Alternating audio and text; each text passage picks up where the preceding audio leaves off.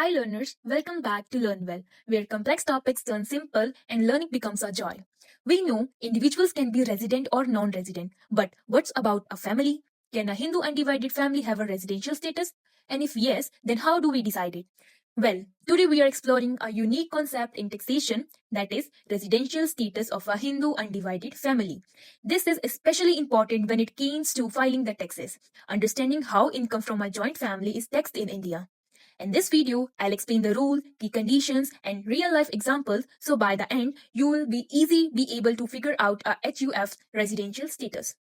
So stay tuned, hit the like button, share button, and subscribe button for more such easy to learn topics only on Learn Well.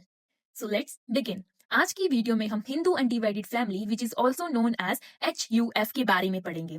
Individual के case में जैसे वो दो categories में divide था, वैसे ही HUF means Hindu undivided family भी दो कैटेगरीज में डिवाइड है।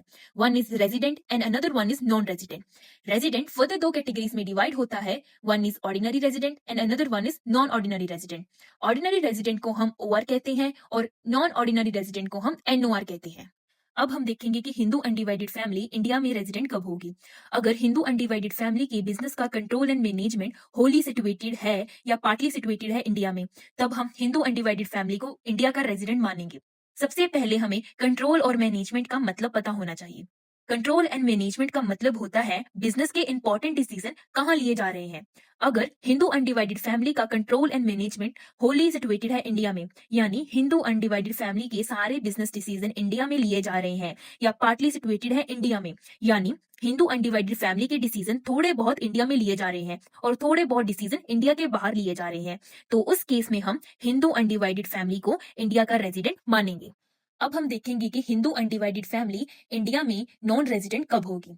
अगर HUF का control and management Holi situated है आउटसाइड द इंडिया, यानी HUF के सारे बिजनेस डिसीजन इंडिया के बाहर लिए जा रहे हैं, तब हम HUF को इंडिया में नॉन रेजिडेंट मानेंगे। अब हम कुछ एडिशनल कंडीशन देखेंगे जिससे हमें पता चलेगा कि Hindu undivided family ordinary resident है या फिर नॉन ऑर्डिनरी रेजिडेंट है, क्योंकि रेजिडेंट फर्दर दो कैटेगरीज में डिवाइड है, one is ordinary and another one is non ordinary. ये हमें कैसे पता चलेगा कि Hindu undivided family ordinary resident है या फिर नॉन ऑर्डिनरी रेजिडेंट है?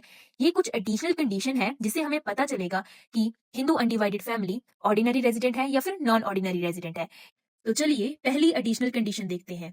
हमारी फर्स्ट एडिशनल कंडीशन है कि कर्ता पिछले साल को छोड़कर उससे पहले वाले 10 सालों में कम से कम 2 साल इंडिया का रेजिडेंट होना चाहिए। हमारा प्रीवियस ईयर है 2024-25 और ये है उससे पहले वाले 10 साल। प्रीवियस ईयर को छोड़कर उससे पहले वाले 10 सालों में कर्ता कोई भी 2 साल इंडिया का रेजिडेंट होना चाहिए।